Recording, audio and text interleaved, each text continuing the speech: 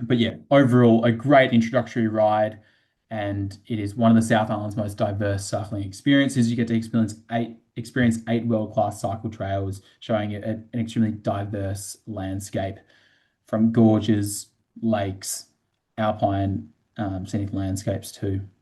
Fantastic. Let's dive in.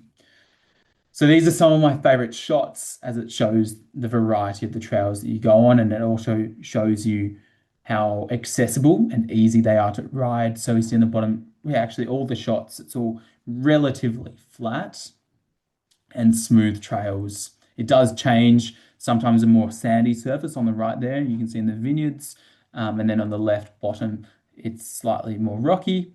And then on the top right, that's more of a compact gravel ride. You can see the bikes here. The group that I was in was predominantly e-bikes. We're seeing about 80% of riders choosing e-bikes nowadays, which is great. It just opens up this experience, this active holiday travel experience to a wider range of people. So that's fantastic. So day one is Queenstown to Wanaka. It's 53 kilometers, so a decent first day. This is the day that you get to ride the new Kawarau Gorge. Of course, on my trip in January, the Kawarau Gorge Trail wasn't open, but in the itineraries for this coming 2026, 27 season, you'll be able to see that. You do ride the Arrow River Bridges Trail through Gippsland wine country, which is magnificent. And what you can expect from the Kawarau Gorge Trail, this new trail, is a ride very similar to the Lake Dunstan Trail, which you'll see coming up on day three. It is graded more on the moderate side. It's got a couple drop-offs, but anyone who's up for a light challenge would be completely fine. Especially, like I said before, with an e-bike, makes it accessible for almost everyone. You finish the day with a group dinner in Wanaka. This is a beautiful spot. If you haven't been to New Zealand, you've got to put on your bucket list. Going to Wanaka, it's stunning by the lakeside. We have a pub feed here, but we have a group dinner. You get to meet all your other companions and get to know them because you're spending the next 5 days. So I really enjoyed that. I was on this trip with my partner, and every time at dinner, we'd sit next to different people, as we had, I think, about 12 people on our trip, sit next to different people, and it's a great way to meet friends. So day two, we had Wanaka to Cromwell. This is almost my favorite day. This is my second favorite day. 41 kilometers on the lighter side, but why I love this day so much is that you get to jump in the river after you ride the Hawea River Trail. So you ride the Clutha River Outlet Trail and the Hawea River Trail. At the end there, you have lunch by the lake, by this exact lake that you see here. Have lunch there, nicely prepared sandwiches, that's what you can expect. And yeah, go for a little swim with everyone. It was freezing cold, probably about 10 degrees in the water, but it was a nice sunny day, like you can see in this photo, which made it all the better.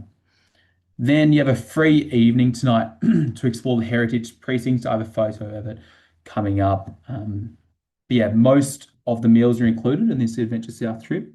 There's just a couple like this one this evening where there are a few options to choose from, and that's why we don't want to hold people back by pre-purchasing their meal for them. They get to explore and choose yours, but it's a great time to experience some great local wine. And that's what this region's known for as well. So fantastic. Day one, we're doing the Arrow River Bridges Trail. Then we go do ride the Kawarau Gorge Trail, dinner at Wanaka. And day two, we cycle from Wanaka out on the Clutha River Outlet Trail and Hawea River Trail. And then to top it off, we get a small transfer to Lake Dunstan, doing one smaller section of Lake Dunstan. That's a very easy section to end the day. Okay, day three, I would say this is my favorite day, Lake Dunstan. It's got a reputation for being one of the best trails in the world. Um, and in that bottom right photo, you can see why. It's got a few magnificent suspension bridges, but what also makes this an engineering marvel is the way that the trail attaches to the side of cliffs. I know it sounds scary, but trust me, it's not. It's just stunning to go past. And everyone, even those on the trip who were a little bit more nervous about the trail, did have a great experience.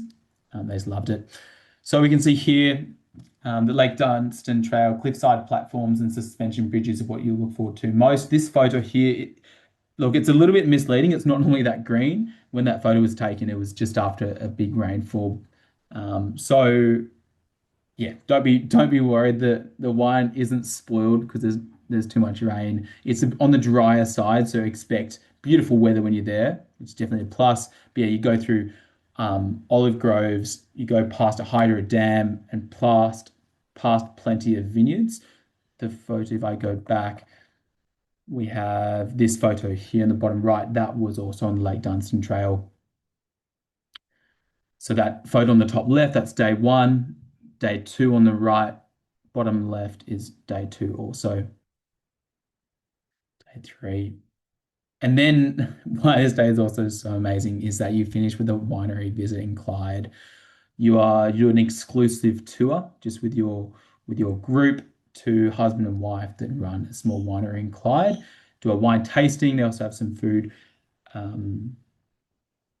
antipasta kind of tasting there too.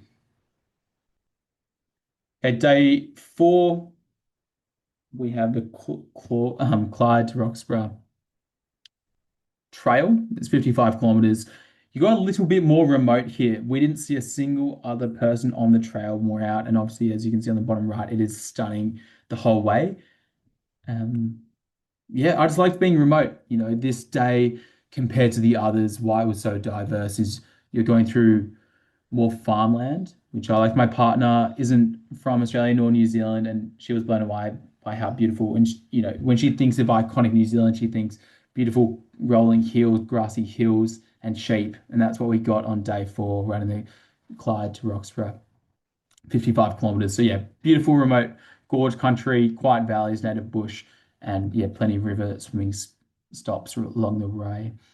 We're at Roxburgh, so right near the dam at that night. Stunning little lodge. And for how remote you are, the dinner was magnificent. We were really spoiled there. Might continue day five. So Roxburgh to Queenstown is the ultimate journey you do today, but the riding that you do is the Roxburgh Gorge Trail. This is absolutely stunning. And what makes this day special is you get a jet boat transfer. So I think you leave your accommodation straight from your accommodation at Roxburgh. You ride, so I'll be taking a guess here, a couple hours, maybe 15 kilometers or so, and you hit an end to the trail. And you're like, goodness me, how are we going to continue? Out of nowhere, a jet boat comes out, picks you up, you load the bikes onto the back of the jet boat, and you zoom off about 12, 13 kilometers down this wonderful gorge. It's extremely remote, drops you back at the trail after they do a bit of a history talk, which is also really interesting about all old mining settlements of the area, and there's still some remains there. And then you finish with another section of trail before you hit Alex at the end. And then from there, pack all the stuff up and drive back to Queenstown where you'll finish your ride. But yeah, this is definitely one of my favorite days riding the trail. Some more photos of the trip. These are all from the top left is day one, and then the rest of the photos are from day two, which is a beautiful day down at that's at Wanaka on the top right, or close to Wanaka. And that's our swimming spot on day two on the bottom right. Just picturesque.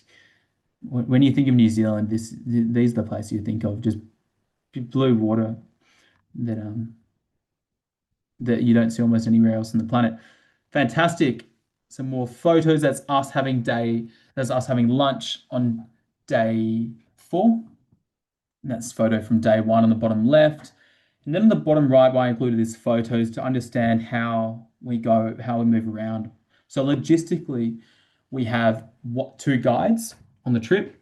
One guide will be cycling with us the whole time, and the other guide will be transporting the bus with all of our luggage to either the next stop of lunch, and they'll prepare the lunch stop before we get there, so it's all nice and neat. We don't have to think about it.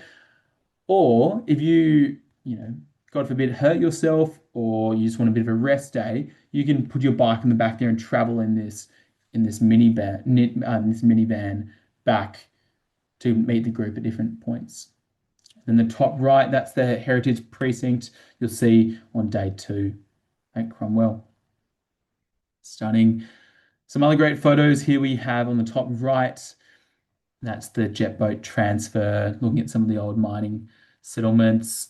And the top left, that's your classic morning tea feed, I guess, with some coffee and tea and snacks. The bottom left, that's Wanaka, that's the accommodation that we stay at lakeside.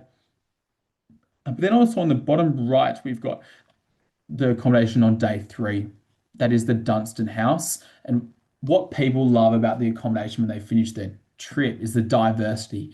It's not 5-star, but it's different and it's unique. It's got character. And everywhere we go, the people that welcome us into their home are just so grateful that we're able to experience what we do. So the diversity and the boutique accommodation stays are definitely a highlight.